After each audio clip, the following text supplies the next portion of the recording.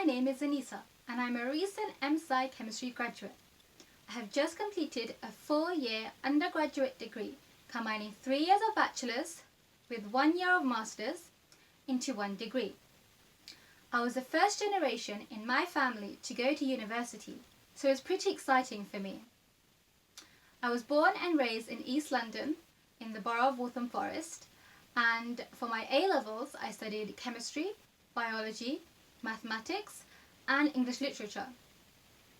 I was always interested in experimentals, whether that was cutting up a mouse in biology to compare it to the human body or synthesizing aspirin in chemistry.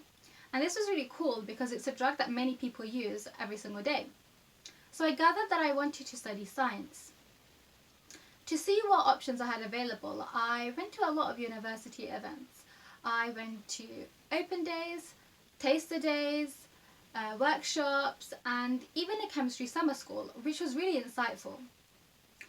I remember coming to Queen Mary's open day looking for science related degrees, and I remember that I was starting my day by rock climbing in the middle of Library Square, which I didn't expect, reaching the top and then being too afraid of heights to come down. The chemistry department was making ice cream in a glass building that I now know as Joseph Priestley, where we had most of our labs. I thought it was cool combining chemistry and food because chemistry is like cooking, right? And despite Dr. Sharif throwing dry ice and spurting distilled water at us in his lecture, I learned a lot about what the course would entail. Afterwards, I got to chit-chat with some of the staff, the chemistry lecturers, the current students, student ambassadors, and it was really helpful because I got to ask them questions not just about the academic course but also about the social life at university.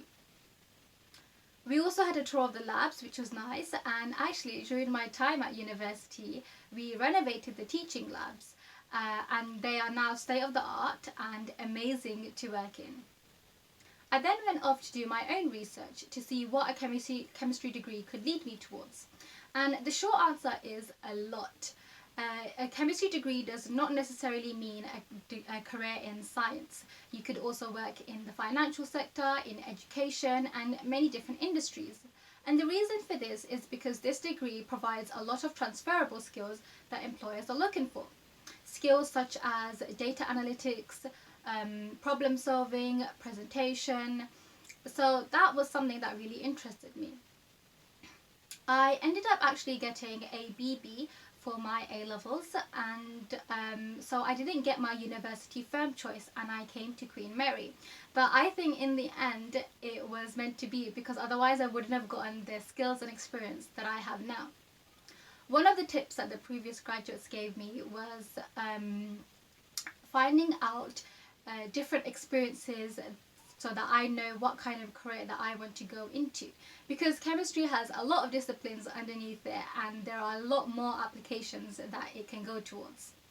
So I did a summer project in organic chemistry. As I mentioned, I really enjoyed practical labs, where I synthesized and analysed protein inhibitors, and that was really amazing to see what kind of different equipment and techniques that the lab required outside of my degree.